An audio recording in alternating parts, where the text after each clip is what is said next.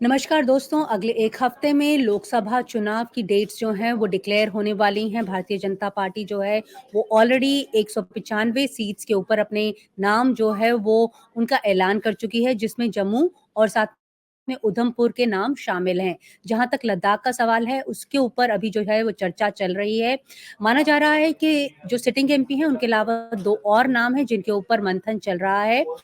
ये इसलिए क्योंकि भारतीय जनता पार्टी फोकस कर रही है विनेबिलिटी के ऊपर और जो मौजूदा सांसद हैं लद्दाख से उनसे जो रिपोर्ट्स आ रही हैं कि लोग वहां पर खुश नहीं हैं।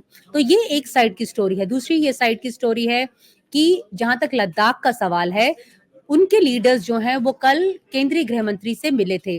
उन्होंने जो उनकी पुरानी मांगे हैं, 4 मांगों के ऊपर वो ज्यादा फोकस कर रहे थे, लेकिन स्टेटहुड और गारंटी अंडर 6 शेड्यूल के तहत बातचीत कल जो थी वो हो रही थी, जब बातचीत टूट गई और आगे बात नहीं बढ़ पाई, जिसके चलते ये जो लीडर्स हैं वो मायूस हो गए। उनका कहना था कि जो केंद्रीय गृह मंत्रालय है वो अपनी बातों पर टिक नहीं रहा है, जो अपने वादे हैं वो पूरे नहीं कर रहा है। इसलिए अब वो अपने लोगों के पास जाएंगे और फिर उनसे पूछ के आगे क्या करना है उसके बारे में जो है वो ऐलान करेंगे।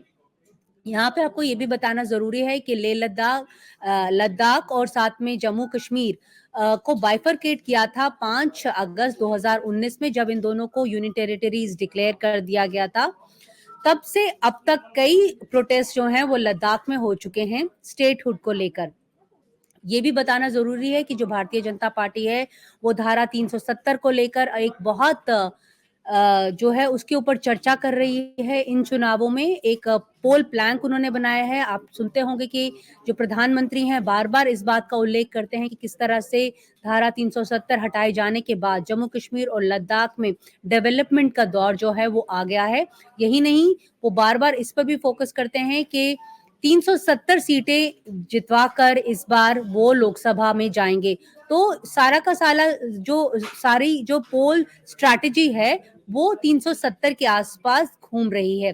तो ऐसे में माना जा रहा है कि अगर ये स्टेटहुड को लेकर केंद्र थोड़ी नरमी दिखाता इन लीडर्स के साथ, तो उसकी ना सिर्फ लद्दाख में बल्कि जम्मू कश्मीर में भी जो उनका जो वोट शेयर है उसके ऊपर कहीं ना कहीं असर डालता। यही नहीं, जो देश भर में वो प्रोपोगेट कर रहे हैं कि किस तरह से डेवलपमेंट का दौर आया है धारा 370 हटाने के बाद, उसके ऊपर भी वोट शेयर जो है वो कहीं ना कहीं कम होता। यही वजह है कि इसके ऊपर अभी कोई फाइनल वर्ड जो डिसीजन है वो नहीं लिया गया है। हालांकि केंद्रीय गृह मंत्रालय का कहना है कि जो कंसल्टेटिव हाई कमेटी ग्रुप है वो आगे भी इसके ऊपर चिंतन करती रहेगी, ताकि रीजन में रिलीजन, कल्चर, एम्प्लॉयमेंट, लैंड को लेकर जो भी उनकी मन में डर है उसके ऊपर जो डिस्कशंस है वो कर चलती रहेंगी। और ये जो दौर है वो इलेक्शंस के बाद भी चलता रहेगा। ये जो डिस्कशंस है वो चलती रहेंगी, लेकिन जो वहाँ के लीडर्स हैं वो थोड़े दुखी हैं।